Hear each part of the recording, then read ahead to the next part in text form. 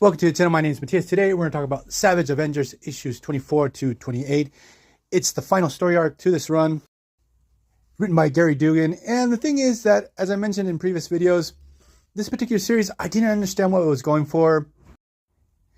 It wasn't my cup of tea. Basically, it was a team-up series for Conan the Barbarian, who had found his way into the present-day Marvel Universe. Now we have the final confrontation between Conan the Barbarian and Kulan Gath. So without further ado, let's get into this. So things start off with Doctor Strange. He's trying to hunt down Kulan Gath. He had encountered him earlier in the series in the Savage Land. It seems that this evil sorcerer had forged an alliance with Gorath. So this means that Kulan Gath's powers are just off the charts, and he can't seem to find him. He's just dumbfounded by this. So he's going to do the next best thing. He's going to hunt down Gorath, a character that I know next to nothing about. I know that he's just insanely powerful, that he's possibly tied to the many angled ones of the Cancerverse,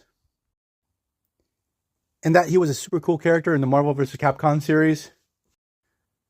So what happens is Doctor Strange is able to hunt down Gorath and finds him that he's been imprisoned in his own dimension. It seems that Kulan Gath has totally screwed over Gorath. He has sapped all his mystical powers, and basically he's dying at this moment. Basically, this dark god is pleading with Doctor Strange to kill him. That's when Conan the Barbarian comes knocking. He had a run-in with Ghost Rider. And while dealing with the spirit of vengeance, he had a bunch of visions of this apocalyptic future, where basically Kulan Gath was going to take over the world and make things pretty miserable for everyone. So what happens is Conan is like, whoa, what the hell you're doing, Doctor Strange? You have Gorath in your house. He happily gives Doctor Strange a dagger that he puts an enchantment on it. He stabs Gorath, kills him off, but does not clean off the blade. It has the blood of Gorath on it. And he actually encases the blade within the bands of Sidorak. So obviously they're setting up that this blade is going to be fundamental in taking down Kulan Gath. So what happens is Conan and Doctor Strange return to the main Earth reality. And it seems due to some weird time shenanigans, Kulan Gath took over the world while they were gone. Even though it seemed to Conan and Doctor Strange that they were gone for 5 or 10 minutes. And we get this pretty kick-ass showdown between the Avengers and Kulan Gath, where he single-handedly defeats the whole team. There's this super cool moment where he partially breaks Captain America's shield, and it's so well done. Obviously, they do this just to show off how much of a threat he is. So he gets to be put on that very short list of characters that have broken Cap's shield. At least within my collection, we would have Thanos, the Asgardian god of fear. Also, Thor dented Captain America's shield when he was the All-Father. But off the top of my head, I can't remember too many other cases. Then, after having the Avengers defeated, Doctor Doom arrives with his Savage Avengers. And basically, Kulan Gath is able to defeat them pretty easily too. Doom is able to escape, and what happens is Doctor Strange gets captured. Then we get a time jump into the future. Kulan Gath has tortured Doctor Strange for 10, 20 years, trying to pry all the magical secrets that he has. When Doctor Doom arrives, starts killing off as many Kulan Gath followers as possible. He's there to liberate Doctor Strange, and we discover that it's not Victor Von Doom under the armor. And he was actually given the armor by Doctor Doom when Latveria fell. It was like the last rebel stronghold against Kulan Gath. And Doctor Doom actually put an enchantment on the armor, so Conan is invisible to Kulan Gath now. So Conan's trying to liberate Doctor Strange, and Doctor Strange tells him, look, it's just too late. And he actually tells Conan, look, there's only one person that can help you that is going to be able to take down Kulan Gath. Conan leaves immediately to find that person, while Doctor Strange is executed by the Mad Sorcerer.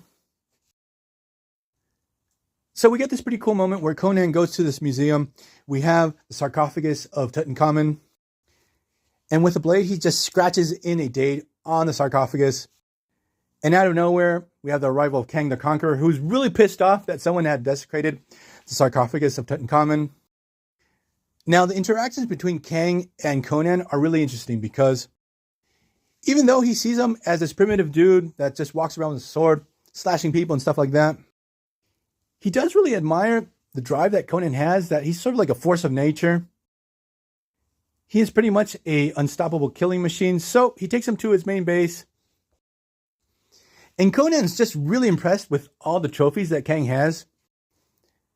And without even asking Kang, he starts picking the weapons that he wants to use against Kulan Gath. So Kang actually explains to Conan that he's tried to go to the past and stop Kulan Gath when he's young. But the modern version of Kulan Gath has taken total control over the time stream. So the plan is that since Conan's armor is invisible to Kulan Gath, he's going to be used as a distraction while Kang jumps into the time stream and builds up a small army to take down Kulan Gath. It's a really nice detail that before Conan goes on the suicide mission, he steals from Kang's armory a bottle of Krakoan whiskey. And that's a pretty cool reference because that's tied to Gerry Duggan's Marauders series. That's the premium whiskey that Sebastian Shaw had made by Tempo. So the weapons of choice for Conan going into this battle are... So obviously he has Doom's armor, he has one of Cable's BFGs, he has also taken the Ebony Blade, and to add on top of this, he has Hydra Cap's shield. Also, as an ace up his sleeve, prior to this he had bonded with a Clintar symbiote. He never used it as a full-on costume, but he does manifest weapons. So what happens is Conan locks into battle with Kulan Gath, and Gath just obliterates Conan. He doesn't stand a chance. He is even able to rip off the alien symbiote, and he actually consumes it. I also forgot to mention that Doctor Strange had given Conan the Eye of Agamotto for this battle, but he never actually uses it. The thing is that for a final blow, what Kulan Gath does is rip out Conan's heart. He actually eats Conan's heart, and here's when we start having some weird timey-wimey stuff with this story. So he actually cuts off Conan's head, and since Kulan Gath seemingly has bitten Kang, he can copy his time powers. I'm not sure how that works, but the thing is that for some reason, Kulan Gath travels to the past to an event that happened earlier in the series that I don't have those issues. So I'm a little confused, but the thing is that at that moment, Kulan Gath was confronted by Doctor Doom, Doctor Strange, and Kang. When out of nowhere, a younger Conan comes riding in on a Triceratops and runs Kulan Gath over. Doom takes advantage of the situation and actually rips off Gath's jaw. It's freaking brutal. But the thing is, Kulan Gath starts putting up quite a bit of a fight for our characters when all of a sudden future Kang comes in with all the previous members of the Savage Avengers. So we have Juggernaut, Wolverine, Magic, Ghost Rider, Elektra, that during this time was Daredevil. Now this battle takes place in the Savage Lands, so we get this super cool moment where Ghost Rider hops on a T-Rex. So now we have a T-Rex with a flaming skull head that looks really awesome. But it only lasts a couple panels before Kulan Gath kills it. The thing is that while this battle is raging on, Doctor Strange manifests that dagger that we talked about earlier.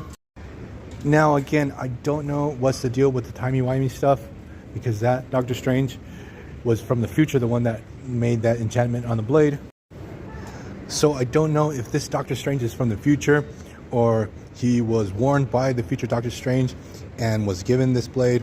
I have too many questions. Taking advantage of the chaos, he actually gives the blade to Magic, who stabs Kulan Gath.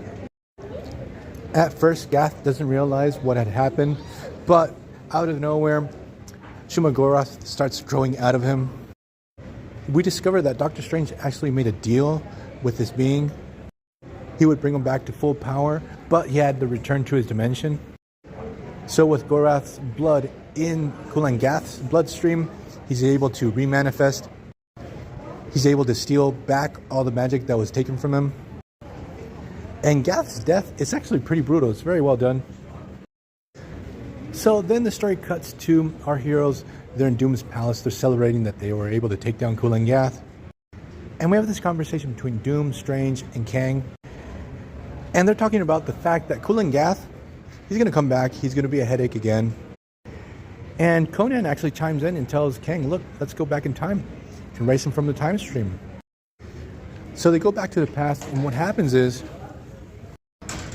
Conan is about to slaughter him. He's still a child. He's still a slave during this time. And what Conan actually decides to do against Kang's wishes, first he kills his slaver, but then he adopts Kulan Gath as his own, starts training him as a warrior. Even Kulan Gath is tested by the Sorcerer Supreme of the era to see if he would fall into magic or still choose the way of the warrior. But he actually chooses a sword. He wants to be a warrior. He wants nothing to do with magic. So what happens is Conan's mission is done, and he's actually returned to the present by Kang. And at first, Kang tries to defeat Conan in hand-to-hand combat. He tells him, look, you're too much of a risk to stay alive too. At some point in your life, you're going to get your hands on the Bloodstone. You're going to become immortal. And you're going to become a liability for me. And what happens is Conan is able to beat Kang in hand-to-hand combat. Kang is very impressed. And he actually decides to leave Conan alone in the modern Marvel era. So we're going to leave this video here. Hope you guys liked it. See you guys next time. Bye.